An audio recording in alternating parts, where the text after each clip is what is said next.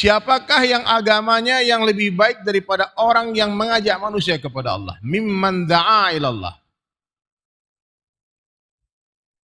wa amila salihah, dan dia beramal saleh. Allah pisahkan dakwah dengan amal saleh. Jadi tak semua orang yang beramal saleh itu berdakwah. Ya, banyak orang ahli salat, rajin sedekah, bayar zakat, dia rajin haji, umrah, rajin baca Quran, rajin puasa Senin Kamis, puasa Daud, tapi tak berdakwah. Nah, maka dipisahkan di sini. Siapakah yang agamanya kata Allah, yang perkataannya yang lebih baik daripada orang yang mengajak manusia kepada Allah? Tidak ada. Nah, saya pernah mendengar di kajian seorang ulama hadirin kalian, beliau mengatakan tidak ada amalan di dalam Islam yang pahalanya melebihi pahala dakwah. Dakwah itu apa? Mengajak. Ayo Pak. Ngajak orang kafir masuk Islam, ngajak orang di luar masjid ke dalam masjid, ngajak orang yang tidak sunnah hidupkan sunnah. Kalau saja tidak ada pahalanya daripada dakwah, maka beliau katakan berarti tidak ada dosa yang lebih besar daripada dosa meninggalkan dakwah. Jarang dengar kalimat ini mungkin. Ya. Dosa yang terbesar di dalam Islam itu adalah dosa meninggalkan dakwah. Saya kaget, Pak. Asbab dakwah ditinggalkan orang-orang murtad, Pak. Gara-gara dakwah ditinggalkan, masjid-masjid kosong. Dari rahim-rahim wanita muslimah lahir bayi-bayi kafir. Itu kalau dakwah ditinggalkan, Pak. Jadi dosa terbesar itu dosa meninggalkan dakwah. Beliau sampaikan waktu itu, hadirin mulia, guru saya itu menyampaikan sebuah kisah Nabi. Kisah Nabi Yunus alaihissalam. Dulu Pak, sebelum Rasulullah SAW dihantar ke dunia, yang wajib berdakwah itu hanya Nabi saja. Kalau bukan Nabi, ibadah saja. Kalau Nabi mau meninggal dunia, hadirin mulia, dia kumpulkan kaumnya, lalu diingatkan kaumnya, setelah aku akan datang Nabi yang lain, kalian ikut Nabi itu. Bapak, dulu Bani Israel cuma ibadah-ibadah aja, yang dakwah cuma Nabi Musa dan Harun. Makanya ketika mereka hendak menyeberangi Laut Merah, kata Nabi Musa apa? Sesungguhnya Allah bersamaku, bukan bersama kita. Beda dengan Rasulullah dan Abu Bakar di Gua Thur. Kata Rasulullah SAW, sesungguhnya Allah bersama kita. Kenapa? Abu Bakar juga dakwah. Allah itu bersama dengan orang yang berdakwah. Allah nggak sama dengan orang sholat, Pak. Allah bersama dengan orang sholat dan mengajak orang sholat. Paham? Jadi dakwah itu mengajak, ayo Pak, mari ayo ke masjid, ayo Pak, sholat Pak, ayo Pak, Masya Allah, ayo masuk Islam. Nabi Yunus alaihissalam lelah, capek Pak, difitnah, dimusuhi orang kampungnya. Akhirnya beliau memutuskan untuk pergi meninggalkan dakwah, meninggalkan kampung untuk pergi ke seberang laut. Tahu ceritanya kan, dari kecil kita dengar cerita itu.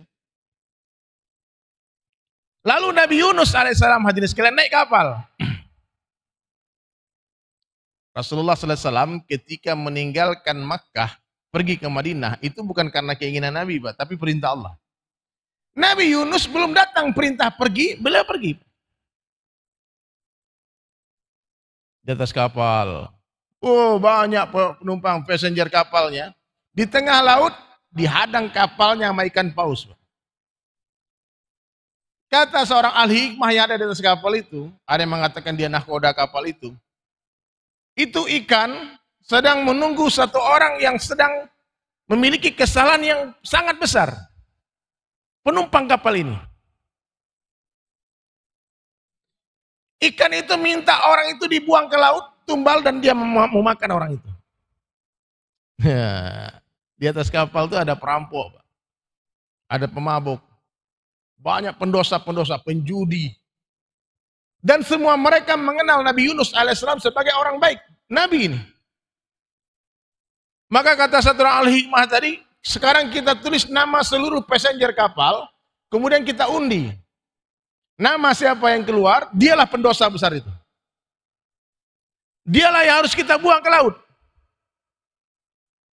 Pak, Nabi Yunus tak pernah mencuri, Nabi Yunus tak pernah berdusta, Nabi Yunus tak pernah berzina, Nabi Yunus tak pernah minum khamar, Nabi Yunus tak pernah berjudi. Seluruh orang pendosa di atas kapal ketakutan, jangan-jangan nama dia yang keluar. Nabi Yunus tenang aja Pak, tidak mungkin karena beliau bukan seorang pendosa. Dia hanya pergi dari kampungnya, meninggalkan dakwah di kampungnya untuk berdakwah ke tempat lain. Ternyata nama siapa yang keluar Pak? Nama Nabi Yunus yang keluar. Berteriak seluruh penduduk kapal, penumpang kapal. No, tidak. Ini pasti sebuah kekeliruan. Ulang lagi, kami nggak mau Yunus yang dilempar ke laut. Mulai dak-dikduk jantung Nabi Yunus Pak. Apa kesalahan Nabi Yunus? Meninggalkan dakwah. 2 kali dicabut, nama siapa yang keluar? Nabi Yunus lagi. Kata penumpang kapal, ya udah sekali lagi, kalau masih Yunus yang keluar, kita lempar dia ke laut. Ternyata siapa yang keluar Pak? Yang ketiga kali? Nabi Yunus lagi. Apa kesalahan Nabi Yunus? Meninggalkan dakwah. Sekarang Nabi sudah tidak ada Pak. Tanggung jawab dakwah ada di pundak Bapak, di pundak saya, di pundak kita semua. Kalau kita tinggalkan dakwah, kita telah membuat sebuah kesalahan yang sangat besar. Makanya umat hari ini Pak, tenggelam Pak, dalam lautan maksiat. Dimakan ikan paus semua.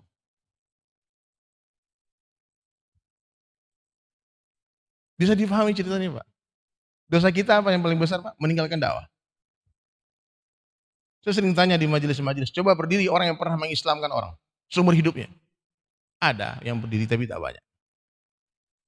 Mestinya sudah banyak orang yang kita islamkan Pak.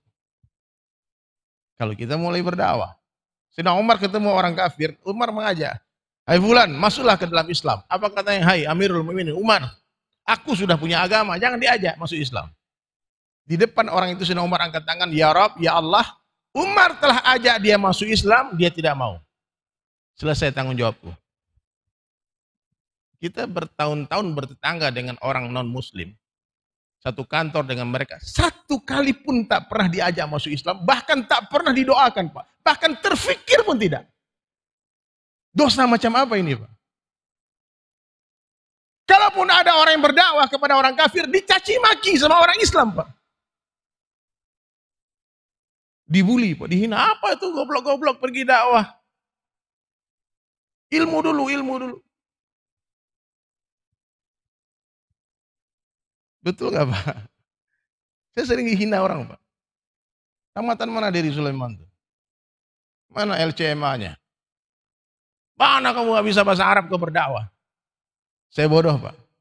Tapi alhamdulillah setiap orang kafir yang saya temui, gak satu pun yang selamat pasti saya ajak masuk Islam. Mau gak mau urusan dia. Tugas kita hanya menyampaikan agama ke telinga mereka. Tugas Allah lah yang mengesankan hidayah ke hati mereka.